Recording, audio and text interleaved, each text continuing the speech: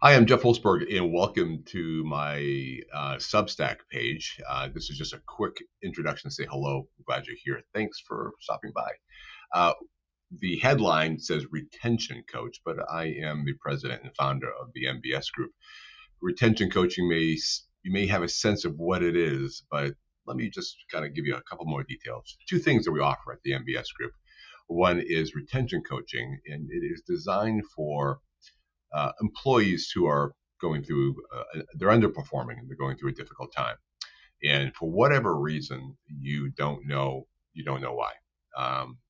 And the supervisor, maybe the supervisor over that person, have talked about it and they're trying to figure out what's going on. But the reality is, and this is my kind of my tagline of my business, is people do not quit loudly. They tend to slowly over time disengage and disappear. And in many cases, what I have found is that uh, approaches to underperformance go way too long before someone decides to check in.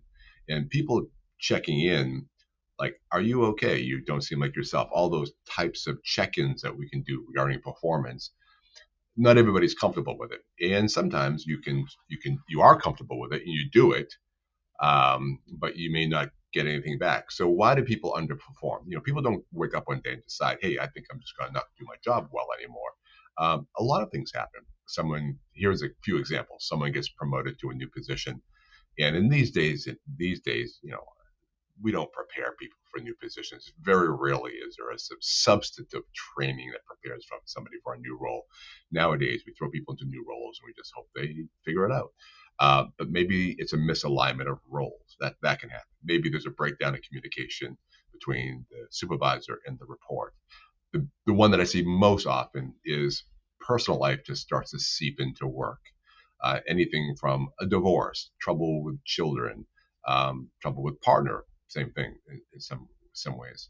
Um, Struggles with mental health and or substance use disorders, which is my particular specialty, or trauma related issues and things like that. So, but for whatever reason, something is happening, but you don't know why. This is where retention coaching really has built, um, it cuts its teeth, because we are a third party entity hired by the company to connect with this employee to figure out what's going on. Now, I am 59 years old, and I don't think the NBS Group could exist anytime other than the last 10 years as it has existed, because you need a couple of different things to come together to make this work. One is you need a substantial amount of professional experience. Now, if you divided my career into thirds, one third was direct care when I was younger, working directly with people. And I spent my whole career in the mental health addiction field. And then the second third was middle management. And this is where you start to kind of build your skill set around hiring, coaching underperforming employees, and in some cases, recognize when termination is necessary. And then my last third of my career is in leadership, which is kind of overseeing a much broader um, responsibility, but still include many of those things of middle management, but now working with supervisors.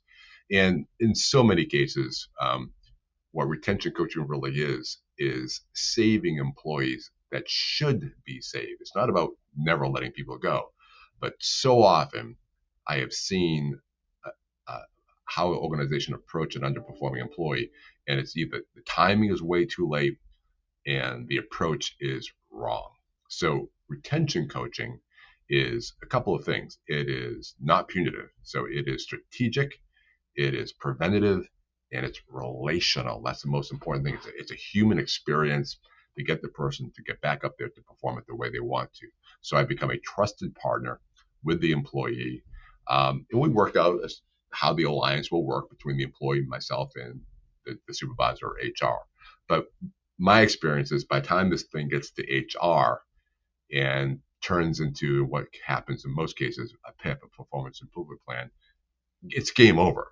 I've rarely seen whatever you want to call it, but a performance improvement plan really work. It is what it usually is, which is the beginning of documenting the company's strong intent, probably about to terminate the employee.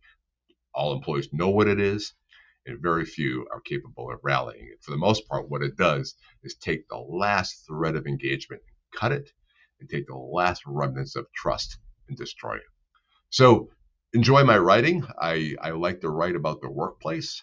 Retention coaching is a key thing that we do. The other thing that we do at the NBS Group is a little bit of a step down from the crisis-oriented work of retention coaching, but we work on peer support services. So I become a peer to an employee. Um, More about that on the website if you want to take a look around, or reach out to me at nbsgroupllc.com to learn more about what I do and how I can help you. Take care.